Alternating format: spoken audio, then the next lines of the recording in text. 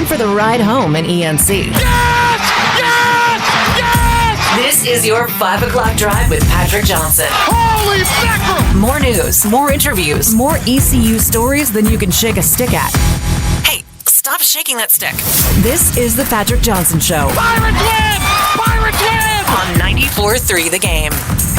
Welcome back into the Patrick Johnson Show. Welcome into the Patrick Johnson Show here on this Tuesday. PJ still feeling a little under the weather, trying to save his voice for ECU basketball tomorrow night. So once again, Philip Pilkington and Dom Kasolke here filling in for PJ. We also have intern Ryan in. Ryan has been with us for a couple of weeks now, but has not formally been introduced on the air. He's working with us, or interning with us, as well as doing some work for East Carolina Athletics over with the ESPN Plus side of things. So we are going to get to know him there at the end of the show. You know, we always kind of like to bring in the interns, give them a chance to, their first time on air, just make them talk about themselves. The hardest thing for people to talk about. I do mean that genuinely.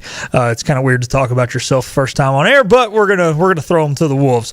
But before that, we are going to introduce my partner in crime today. That is Dom Kasolke. Dom, how's it going on this Tuesday afternoon? Another day on the PJ Show, man. It's nice filling in with you. It's going to be fun. It's fun. We're gonna hit on a few different topics today. We are gonna start with a fun ECU baseball topic. Then we are going to go into an ECU as a whole topic. Earlier today on Talk of the Town, Henry Hinton was joined by the Speaker of the House for North Carolina, Destin Hall. Don't worry, we are not going to be talking politics. There was a question specifically about taking the money made from gambling taxes in the state of North Carolina and how they are talking about distributing that amongst the universities. So, yes, it is tax dollars, but we're just going to take it from the approach. We're going to listen to what he said, and then we're just going to talk about, if it does happen, what it could mean for East Carolina moving forward. We're going to take this from a total East Carolina benefit, how it, helps us, especially as it relates to the conference, teams like Memphis and South Florida and that.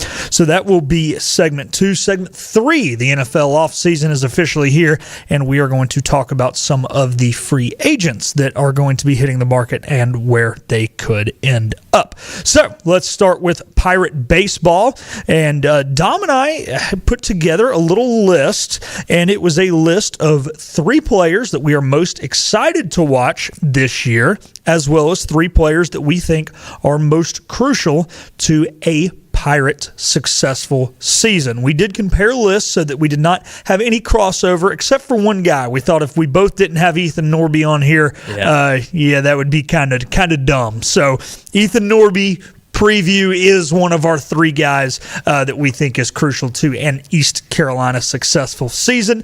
But first, we are going to start with the guys we are most excited to see. So, Dom, if it's good with you, I'm going to name one of my guys. You're going to kind of comment. Okay. Then I'll let you name one of yours. I'll kind of comment, and then we can just kind of go back. Yeah, I was wondering if we were just going all 3, going one by one, but I like it this way. Yeah, it sounds a little more formal. Fluent, yeah. We can pretend to be formal here. Fluent, that's a good word. Yeah, that's why you're the smart one. Okay, the first one I have on my list is Jeff Sabater. He is a transfer this year, an outfielder that is coming over from North Penn, and he is originally from Pennsylvania. This is a D2 transfer. Jeff Sabater, a grad student who, in his time last year at Millersville University. That's where he was last year. He was at North Penn before that. At Millersville University, he stole 96 bags. That's incredible. That was the main thing I was looking at when you told me he was your guy. I looked at that. That can't be right. In 2 years? Yeah.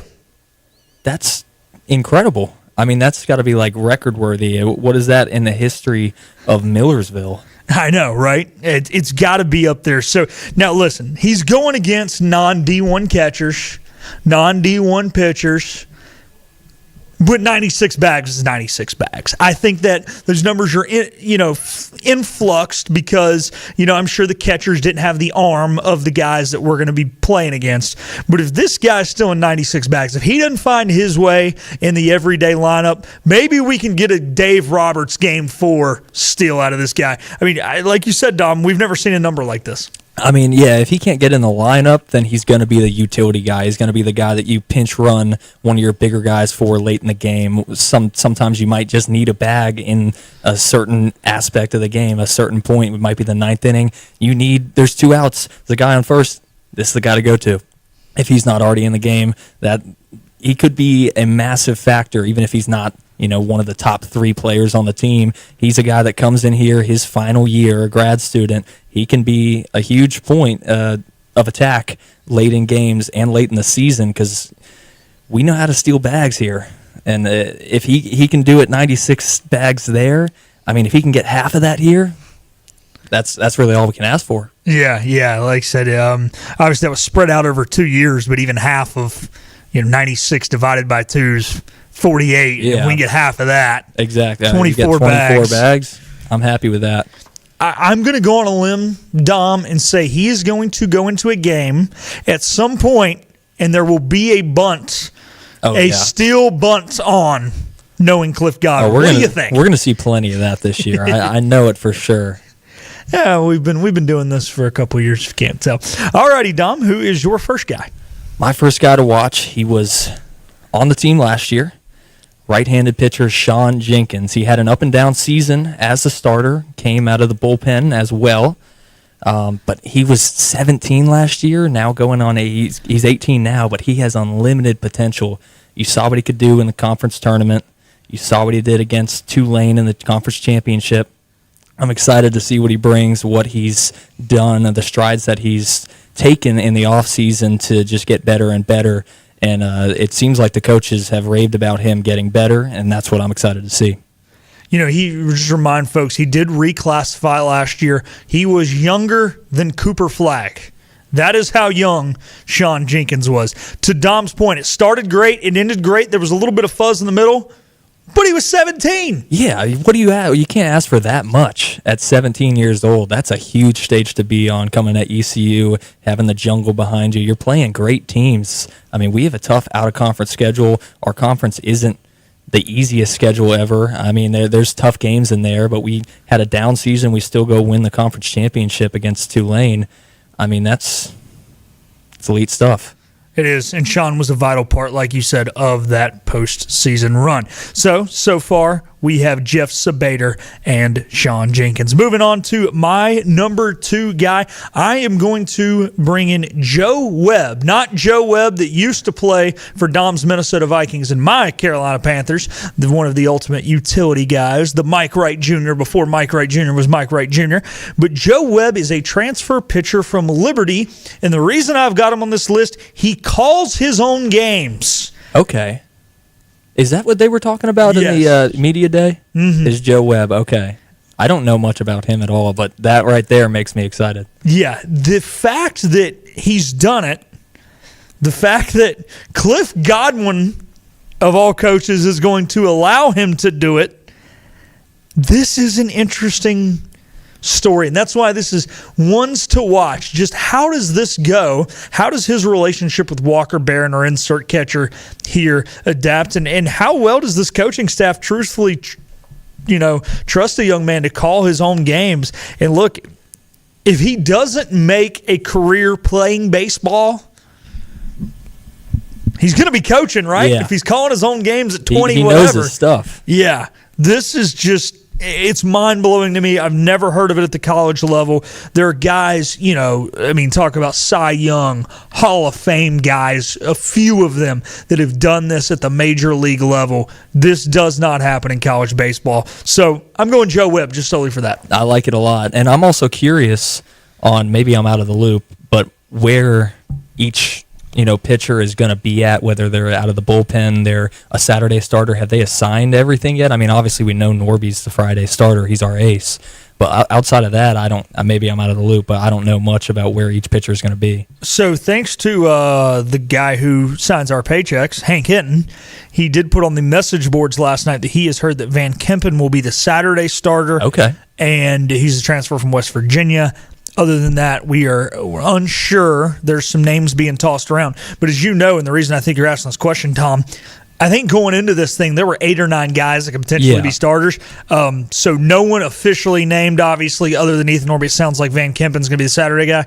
And then everything else, I think, still a little up for grabs. I'm sure they know a little more than we do. But publicly, that's the only thing I can give you there. Well, I like that they have 8 to 9 guys that could start, because at a certain point where if our bullpen can hold stable, injuries outside of the fact, maybe we can have a guy that starts midweek and not have to switch them out so often. Maybe Sean Jenkins could be either the midweek guy that I just mentioned or be the Sunday starter. Either way, I feel like him in a starting spot would be something I'd like to see. Hey, would I love Sean in a starting spot? Oh, yeah. Joe Webb, same thing. I just want to have 4 starters. That's true. That's what I'd like to. Whoever they put out there, I'm a trust in the coaching staff that they're going to put out the guys that can start, and if they don't prove that they can, then I'm sure they'll make adjustments. All righty, who's your number 2? All right, let's get to my number 2. My number 2, I'll go a pitcher again. Right-handed pitcher, Frank Saccone. Thankfully, I got the pronunciation on that. Hopefully it's right. But he was a Friday night starter at St. Joseph's. He had 14 starts. So I'm just excited to see new pitchers on the staff that have been at previous schools being an ace.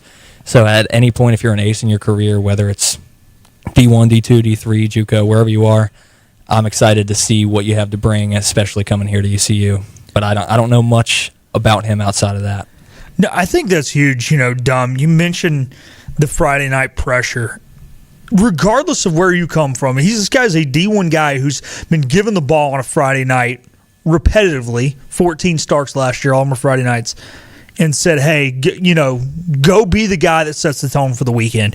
And look, his ERA, 4.70, not phenomenal, but for in a conference like that, you're taking that out of your Friday night guy. So you can put him in tough situations. Now, he's going to be pitching in front of a lot more people. I think that's why you've got him as an interesting guy to watch. But I love this pick by you, Dom. Yeah, I think if he starts out of the bullpen, that's just fine too. And like we said, there's too many starters that have the chance at starting. So you come out of the bullpen and you prove yourself. Maybe you'll get a starting role at some point in the season, or you're one of our bullpen guys that we trust. And we are going to have some of those guys. A lot of talk about starters, not a lot of talk about high-leverage guys. We need those. Those are just as important sometimes. Yeah, for sure. All right, my number 3, Gavin Van Kempen. As we mentioned, it sounds like he is going to be the Saturday starter. He is a transfer from West Virginia, where he did start last year. And now he had a little bit of a rough year due to some shoulder issues in his right shoulder, which is his throwing shoulder, but has had a pretty successful career. Also, the reason why I love this, 6'7", 240 pounds. Yeah. He's releasing the ball. He's halfway there. This is like now he's a lot bigger than Chris Sale. When you talk about the height of Chris Sale and how well he's already halfway to the plate, coaching staff already trusts him to be. It sounds like the Saturday night starter, despite coming off a shoulder injury. I'm feeling good about this. Yeah, the 6'7" part was what I looked at. Pretty eye-popping right when you saw his biography. You mentioned Chris Sale. I would say even another Red Sox guy. I think Garrett Crochet's a little beefier than Chris Sale. So just a guy like that has that type of arm angle that can be your Saturday starter, I'm excited to watch him too. Number 3? Number 3, everybody knows him from last year. Just absolutely amazing. Probably our best player from stats-wise, Braden Burris. He was a blast to watch last season, even when the team was struggling at times. But he's electric anywhere he plays on defense. He can snag a bag at any moment, and he knows how to get on base. Even without a ton of pop, he still had 4 homers. He plays great in clutch time. I just want to see how he responds to a leadership role this season, as he's one of now the top guys on the team. He came in last year as a freshman. He didn't know he was going to have that type of role. He did, and he played well with it. So now he's going to have that type of role with the leadership on top of it. Let's see how he can respond. Don't quote me on this. I think he was put on the leadership council as well. I believe so. That's what it was talked about at ECU Media Day. So that was a big point of attack, was he's going to be a leader on this team. Yeah, and like you said, that weighs extra. Last year he was the freshman. He wasn't flying under the radar at the end of the year, but he was flying under the radar early and could just kind of worry about his own game and didn't really have to worry about what anybody else was doing. Also, one quick thing I want to say about him, I think where he starts is not because of where he's excelling, it's where other guys aren't. So if he starts at second, it means they don't trust anybody else at second. If he starts in center, I shouldn't say don't trust anybody else, but he's going to be one of those guys everybody says, well, is he better at second or is he better at center? I think he's equally good at both. Yeah. It's just a matter of whether or not you trust another center fielder or another second baseman more. I think that's all it is. I like him wherever he's at. I know they'll construct a team where the defense has the best chance at getting the most outs, least errors. He told CG he wants to play all 9 positions, so he clearly feels that he can play 1 through 9 on the defense. So, hey, who are we to tell him not that he can't? Yeah, that's Cliff's job. Hey, well, it was Blake's job to tell Mike Wright he couldn't do certain things, and he lied to him, said he could punt, and here we are. Yeah, it worked out. All righty, so we gotta go. We're wasting a little time. Well, I shouldn't say wasting. We'll go shorter. We might have to make the NFL segment short, but that's okay. Well, Norby's all one together, so that'll make it quicker. Now to our guys that we think need to have a big year for ECU to be successful. We have number 1, Ethan Norby, the preseason All-American, the USA baseball pitcher from the summer, the left-hander that will hopefully be a first-round pick. Maybe he can sneak in, but it sounds like he is projected late second, early third-round pick. Definitely the best pitcher on this staff. Yeah, I mean, he was ranked, number 3 by D1 baseball pitching, and I mean, he's our ace. We know he's the ace. He went toe-to-toe with Florida, and that's just, I mean, there's not much else to say than he's the guy. You know what you're getting from him. He's going to be throwing you innings, and they're mostly not a lot of runs. There's every once in a while, once every 3 games there might be a 3-run outing in there, but he's the guy that's going to get you a lot of innings, and for most of the time, get everybody out. And we're looking for him to set the tone on the weekend. All right, my number 2 guy, the guy that I think needs to be successful for the Pirates to be successful, that is Kobe Wallace. Kobe has played some third. Remember, he can play some short as well. And, hey, we might even see him on the mound a little bit. We've seen him on the mound in the past. But talk about another guy who's a leader on this team that the other guys are going to look up to. And I think if he's being successful, I think other people will follow in his footsteps. Yeah, I like Kobe Wallace a lot, so I'm excited for him as well. I don't know exactly where he's going to play. I mean, you said multiple positions. Again, I think it's just going to be where the team needs it the most, because he can play defense well at any spot. Yeah, rumors he can even play first, so if Irby wants to switch over to third, because Irby's even shown that he can play third, or Irby needs a break, Kobe can play there as well. Well, speaking of Irby, he's my number 2 guy of crucial players to watch for the season, and I think that at the end of the year, where everything was clicking, I think he was one of the main factors of why it was clicking. He had the power in the Conway Regional. He was incredible. He shined, 10 for 17 on the weekend, 3 out of 4 games, home run. I mean, that's the talk of the offseason, was it clicking finally. The team finally rallied around each other, and I think Irby was a big part of it. Dom, you said might have been one of. Okay, he was. I think he was the main factor. You were given that was the understatement of the year. Yeah, I think he was the main factor. I mean, we needed that power, and when we got that power, it felt like everything was clicking together. And with it bringing it on to next season, I think that was kind of the talk of the offseason. What's gotten everybody excited was the team clicked together.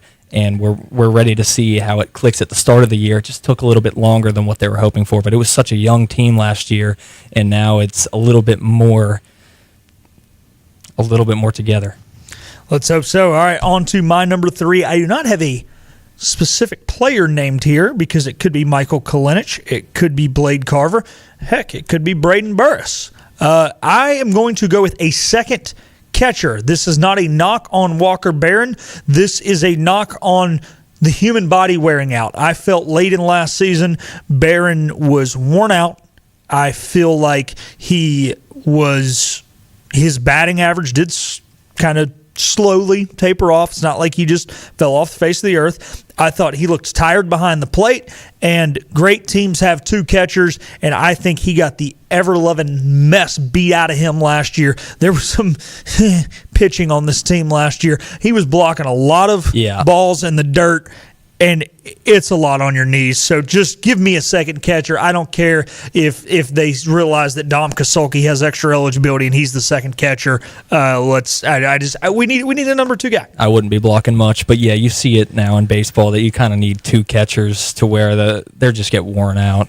It just is what it is. It's so straining on your body. So if we have two guys that you can trust, you can bring in maybe 2 games of the 3-game series, and then another one come in and play that Sunday game, or split it Friday, Sunday, whatever it is. Just get the guys their rest and make sure they're ready late in the season. Heck, especially doubleheader days. Yeah, those. Oh my goodness, how many times did he catch 18 innings? I don't know how he was doing that, but yeah, I think you're right. It just wears on your body so much. And then I guess going on to my last guy, Alex Peltier. It's going to be super important in the outfield having a great defense, as it always is, but we have 3 freshman outfielders on the team, 2 redshirt sophomores. I think he's going to need to improve at the plate, but with his defense, if he does improve at the plate, I mean, he batted .211 last season. He can bring that up to .250 and maybe a better on-base percentage. It was only .299. Bring that up to .380. Just an average bat with his defense. I think that'll be very important late in the season. I think this is an outside-the-box way of thinking that you went with him, and I love that you did that. Okay. Because it was, who needs to be successful for ECU to be successful? And I love that you picked a guy who you trust 100% in the outfield. Yeah.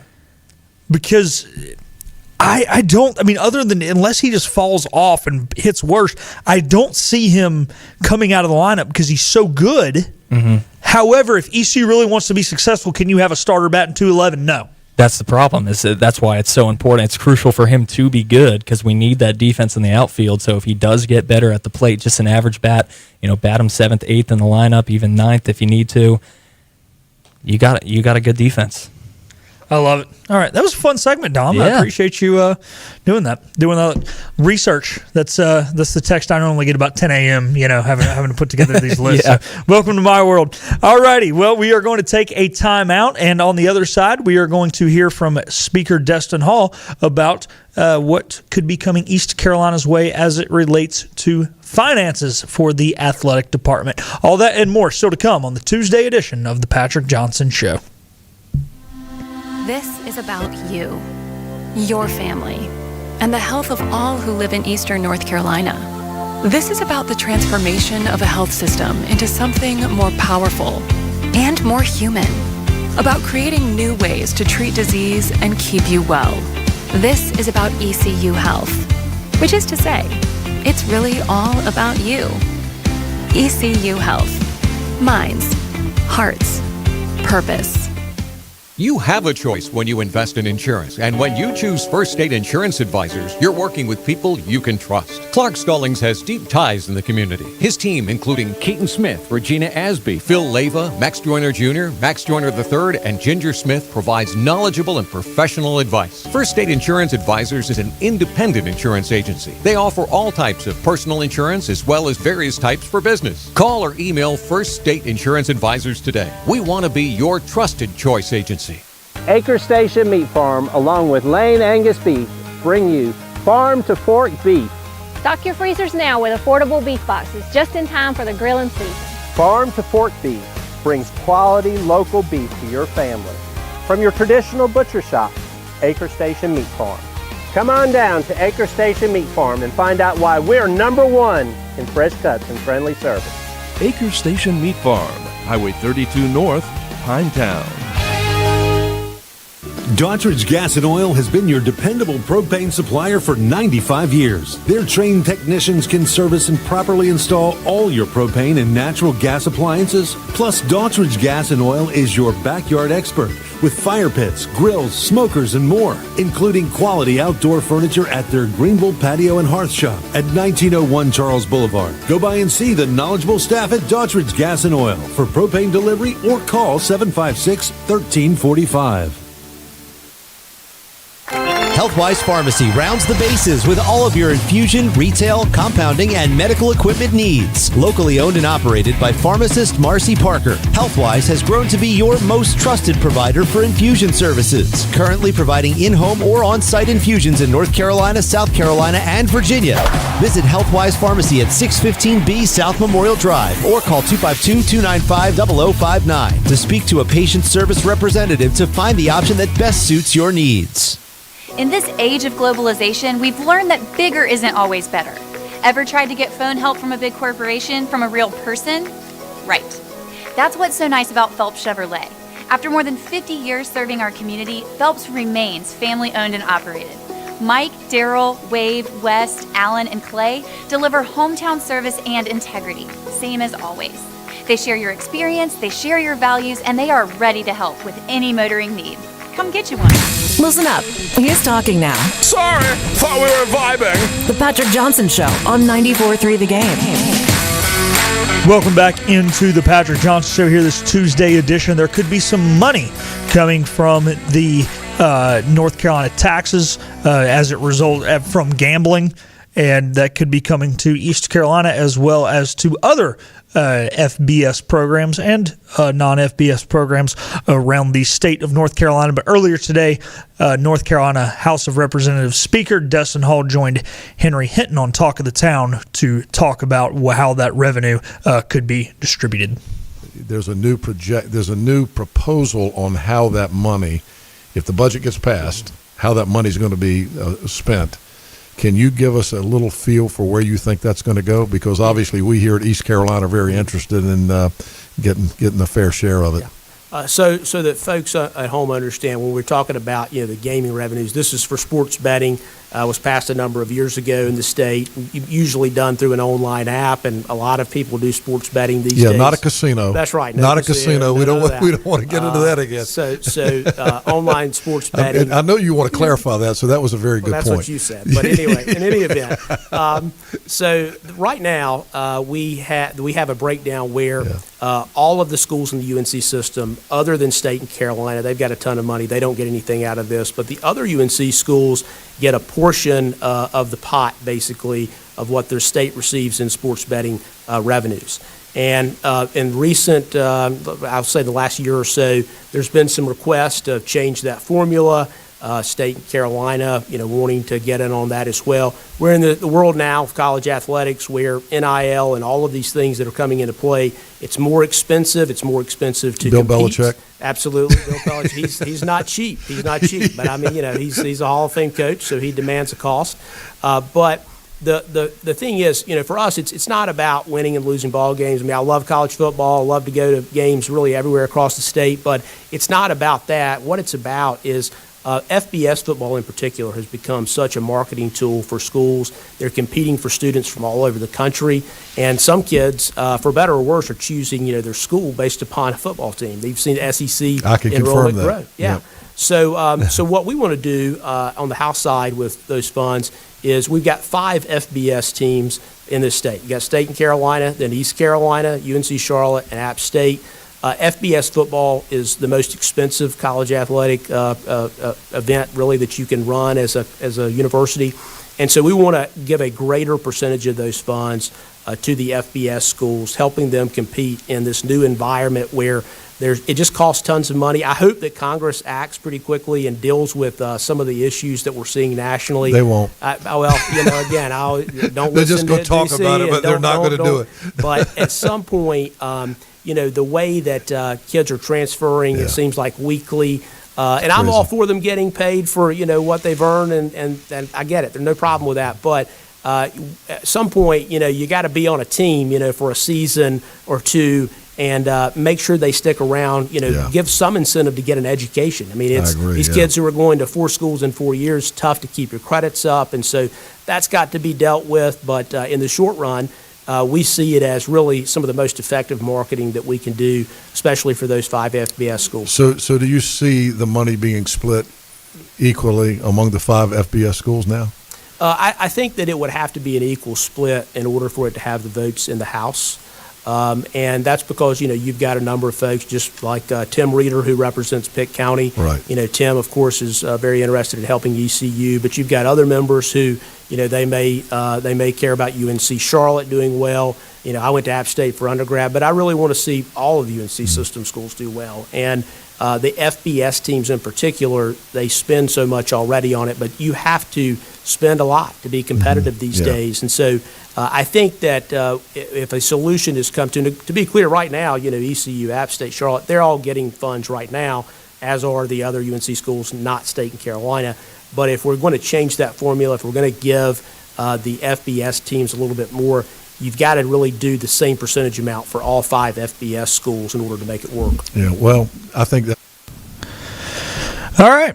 So, obviously not exact numbers there. However, WRAL is reporting that for the 5th consecutive month, over $600 million was wagered in the state of North Carolina.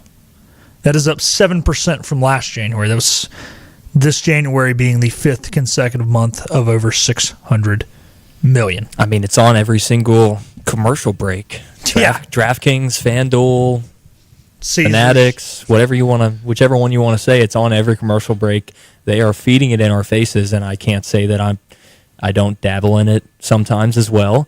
But, I mean, they're trying to get everyone into it, and it's working. Well, I mean, and then, we're no better. You and I talking about the whole Fanatics thing. Oh, yeah. The Kendall Jenner thing on this show. I mean, it's hard if you like sports, then that's just something you talk about. Our team's going to cover spreads, or our team's going to score a lot of points. Is this dude going to get a touchdown? I mean, it is what it is. It's just kind of all around now.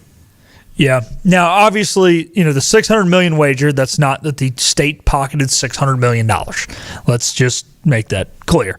However, the state law does have an 18% tax on gross wagering revenue generated through sports wagering activity.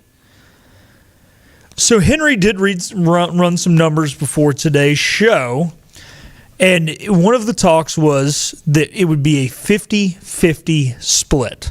50% would go to the 5 FBS institutions equally. Therefore, we would each get 10%, those being State, Carolina, Charlotte, App, and ECU. And then the other in-state institutions, whether that be competing at the Division I level, for example, even Wilmington, NC Central, A&T,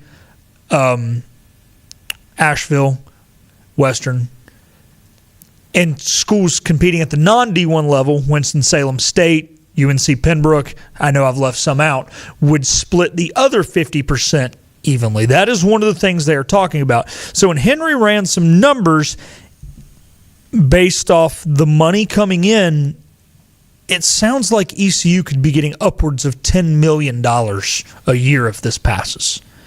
Now, I know people are saying, well, so is State and Carolina. Yeah, you're right. But they're used to that more. They're used to that type of money. Yeah, and guess what? We're never going to have what State and Carolina have. Yeah, it just is what it is. But FAU ain't getting that money. Temple, Tulane, North Texas, UTSA, UAB, none of them are getting that. Now, South Florida did just get a $14 million dollar grant from main campus to their athletic department to be fully vested in revenue sharing next year. As we've known for years, FedEx pumps money into Memphis. Those two are going to be setting the status quo not setting the status quo, going above and beyond the status quo for the conference moving forward. This is a way to get East Carolina and Charlotte, and I know we're not pulling for Charlotte here, but hey, if both teams are good, rivalries are better when both teams are good. Yep. Look at the Duke-Carolina games. The teams won't pull for each other, but they do like when both teams are ranked. To go up and compete and run through this conference, at least with, paired with those other two teams at the top. And then if there is another realignment, if we're constantly bringing in tens of millions, maybe you don't get left behind next time. We got left behind when the Big East thing happened back in the 90s. We got left behind most recently when the ACC expanded, in the early 2010s and took a lot of teams out of the Big East. We ended up going to the American. I'm not saying this is the path forward to guaranteed ACC, invitation. And I'm not saying it's going to guarantee you to win the American Conference every year. But what I can tell you is it's going to make the conference an uneven playing ground, and you're going to be at the top of that unevenness. Dom, this could be huge. Yeah, I like if it favors us, then I mean, there's not much to complain about on our end. If I'm one of the other teams, I'm probably not too thrilled right now.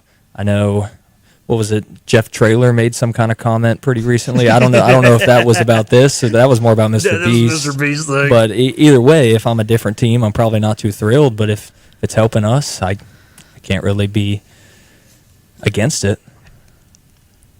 If you're another team and you're upset, call your local congressman and ask them why you're not getting $10 million in revenue. I mean, that's what it comes to. And I think for once, if this happens, North Carolina's not being the Rip Van Winkle state. They're being the person the state who shows the way instead of the last one to do it. And I think other states will follow. Yeah. But you're going to have a head start. There are teams in this conference that reside in states where sports gambling is not even legal. So first they've got to legalize it, then they've got to get this approved. I think this could be a game changer. And like I said, it's not saying we're going to be 12-0 every year and in the college football playoff, but it is going to be one of those things where it's not going to be like our quarterback asked for 1.2 and we can only give you 1. It won't be that. There will be the extra funds where you can, all right, yeah. And you mentioned how we're never going to be on that same level of, that much money that we get compared to state or teams like that in North Carolina, but it feels like we're still on the same level playing fields with the players that we have. I mean, the effort that we give. I mean, we won the bowl game. We had a rough start in week 1, but almost won that game. I mean, if we get that $10 million, they're used to that money. Does that $10 million put us over the edge? I don't know. That's what you could hope. That's what you could hope. Yeah. I mean, as long as Dave Doran's still coaching, it ain't going to matter how much money they got. They're going to win 7 games. He's going to beat Carolina and keep his damn job. Yep. And East Carolina will be on the same level playing field as him. But, yeah, I don't know. That's a good thought, Dom. I like that. All righty. Well, hey, nothing official yet, but it's being talked about in the House, so good news for East Carolina. We are going to take a break because we still have a couple breaks to take in this show. On the other side, we're going to talk a little bit about some NFL free agents. Who are the big names hitting the market this offseason? All that and more still to come on The Patrick Johnson Show. This is about you, your family, and the health of all who live in Eastern North Carolina. This is about the transformation of a health system into something more powerful and more human. About creating new ways to treat disease and keep you well. This is about ECU Health, which is to say, it's really all about you. ECU Health. Minds, hearts, purpose. You have a choice when you invest in insurance, and when you choose First State Insurance Advisors, you're working with people you can trust. Clark Stallings has deep ties in the community. His team, including Keaton Smith, Regina Asby, Phil Leyva, Max Joyner Jr., Max Joyner III, and Ginger Smith, provides knowledgeable and professional advice. First State Insurance Advisors is an independent insurance agency. They offer all types of personal insurance as well as various types for business. Call or email First State Insurance Advisors today. We want to be your trusted choice agency. Acre Station Meat Farm, along with Lane Angus Beef, bring you farm to fork beef. Stock your freezers now with affordable beef boxes just in time for the grilling season. Farm to fork beef brings quality local beef to your family. From your traditional butcher shop, Acre Station Meat Farm. Come on down to Acre Station Meat Farm and find out why we're #1 in fresh cuts and friendly service. Acre Station Meat Farm, Highway 32 North, Pinetown. Daughtridge Gas and Oil has been your dependable propane supplier for 95 years. Their trained technicians can service and properly install all your propane and natural gas appliances. Plus, Daughtridge Gas and Oil is your backyard expert with fire pits, grills, smokers, and more, including quality outdoor furniture at their Greenville Patio and Hearth Shop at 1901 Charles Boulevard. Go by and see the knowledgeable staff at Daughtridge Gas and Oil for propane delivery or call 756-1345. Healthwise Pharmacy rounds the bases with all of your infusion, retail, compounding, and medical equipment needs. Locally owned and operated by pharmacist Marcy Parker, Healthwise has grown to be your most trusted provider for infusion services. Currently providing in-home or on-site infusions in North Carolina, South Carolina, and Virginia. Visit Healthwise Pharmacy at 615B South Memorial Drive or call 252-295-0059 to speak to a patient service representative to find the option that best suits your needs. In this age of globalization, we've learned that bigger isn't always better. Ever tried to get phone help from a big corporation from a real person? Right. That's what's so nice about Phelps Chevrolet. After more than 50 years serving our community, Phelps remains family-owned and operated. Mike, Daryl, Wade, West, Alan, and Clay deliver hometown service and integrity, same as always. They share your experience, they share your values, and they are ready to help with any motoring need. Oh, hey, welcome back. Oh, look who's back reporting for duty. You got here just in time. Holy nuts, man. This is the Patrick Johnson Show on 94.3 The Game. Welcome back into the Patrick Johnson Show here. So, Dom, we compiled this list of some notable NFL free agents that we wanted to talk about. And the first guy that came to my mind was Daniel Jones. When I Googled it earlier, nothing came up other than him being a top free agent. Well, it is now being reported that Daniel Jones looks like will be looking to be retained by the Indianapolis Colts. He started 13 games there this year, pretty much 12, though. He got hurt very early in the 13th game, threw for 3,100 yards, 19 touchdowns, and 8 interceptions. Dom, is it a one-year deal? Is it a 2-year deal? They're also saying they might want to possibly bring in an older quarterback to be the backup, so maybe AR-15's done. I don't know. I mean, what are you doing, Daniel Jones? I'm not giving him the Sam Darnold contract, I can tell you that. No, I wouldn't give him that type of contract either, but what I'm looking at projection-wise on what they think his contract could be is higher than what I initially thought. Someone's projecting a 4-year, $178 million contract. That would be $44 million a year, which and that's even knowing that it was after the injury, the Achilles injury.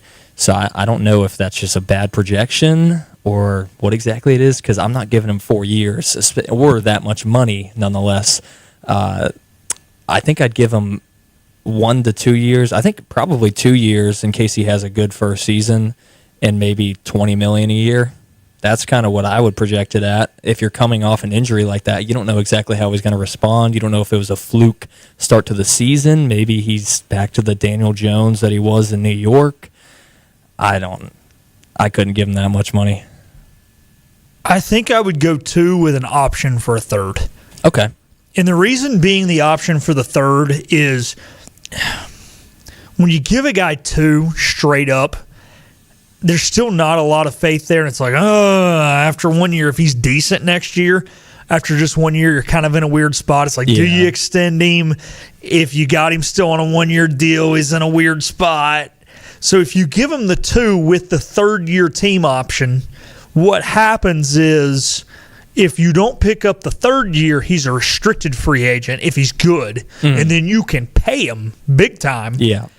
But it shows that confidence. I don't think there's as much pressure on the player, as much pressure on Shane Steichen, the coach, if you've got that third-year option. Because say the first year's just average, and really the team was playing well this year, but he was a little better than average. He wasn't phenomenal.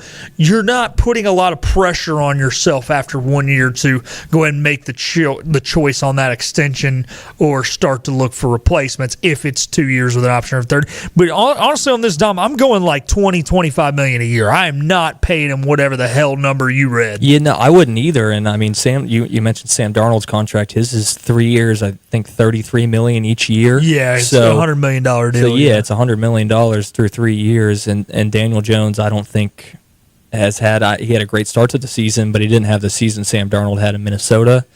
And you've seen what he has done in New York. He's had some flashes of greatness, but I don't think he's worth $33 million. But the QB market is really messed up right now, and it's only going higher. So I can see them giving him $30 million plus.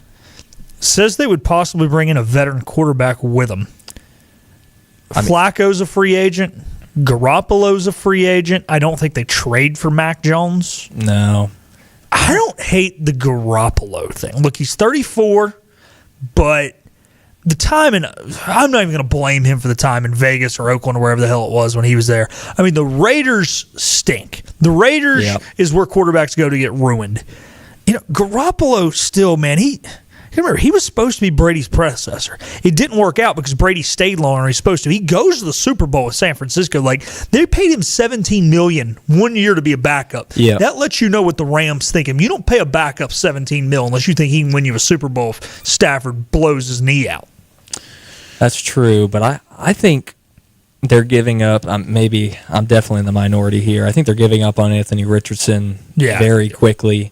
I mean, young quarterbacks that you draft that early that you know are raw potential. He didn't have a great completion percentage in college. I mean, he wasn't the best quarterback in college football. He was a freak athlete with raw talent that you were going to produce at some point later in his career. You have to let him develop.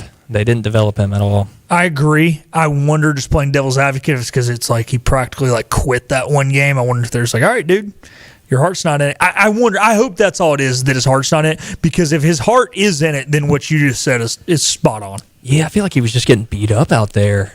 Yeah. I mean, maybe it's just because of the way he plays and scrambles, but he was just getting beat up. So, I mean, I guess one play, I don't know. I wouldn't give up on him that quickly. Hey, the Colts do not like to invest in protection for their quarterbacks. Why did Andrew Luck retire? Not, He's going to help eat out of it. Apparently not.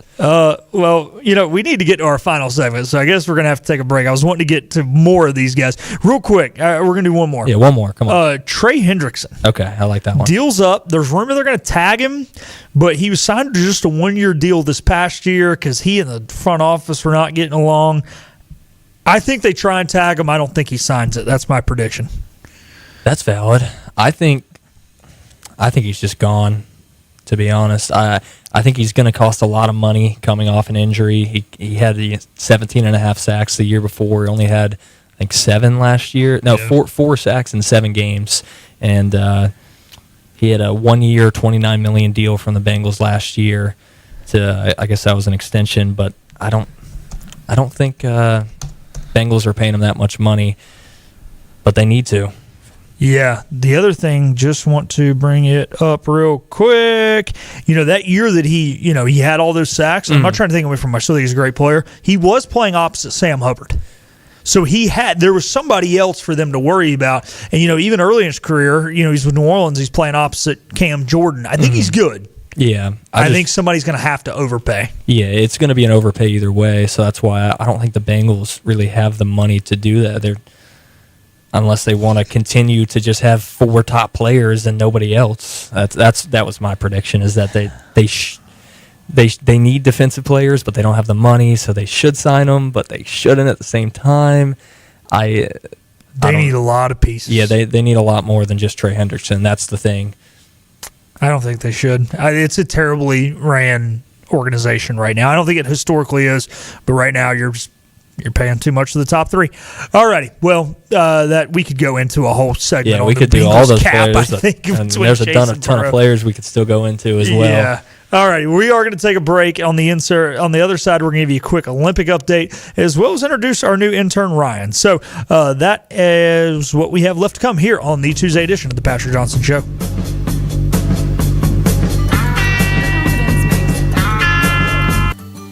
world in vivid color, not black and white. Swing through your neighborhood Fantastic Sam's cut in color. And let our experienced stylists take you from everyday to extraordinary. Fantastic Sam's hair salons are locally owned and operated. Our full-service salons are conveniently located in Goldsboro, Kinston, Greenville, New Bern, Jacksonville, and Calabash. Stop in today at Fantastic Sam's, where the possibilities are endless. You know what the problem is with standard belts? Usually you have to choose between too tight or the opposite, too loose. But with Anson Belt and Buckle, you don't have to choose. We got rid of the holes and instead have a track system designed for micro adjustability. That way you can enjoy a perfect fit every time. Anson Belt and Buckle. Find your perfect fit today.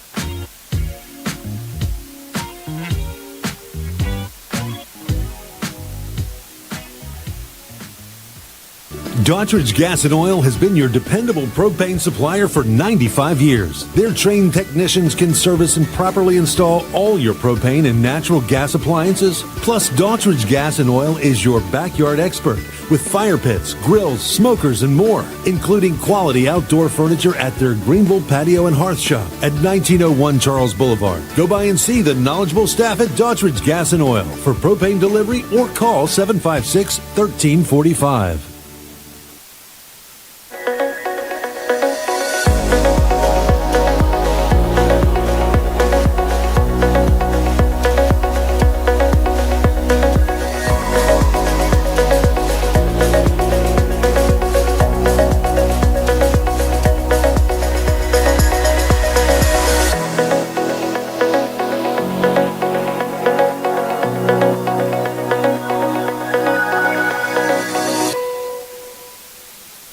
Other restaurants claim their food is fresh and fast, but are they friendly? At Moore's, you're treated like family the minute you walk into their doors. With locations in Winterville, New Bern, Swansboro, Morehead City, and Jacksonville, we've been practicing what we preach since 1945. At Moore's, our barbecue is slow cooked and smoked over real wood daily until it's so tender it's falling off the bone. Combined with our fresh chicken, cooked-to-order seafood, and homemade fixins, we're sure you'll agree. If it's not Moore's, it's less.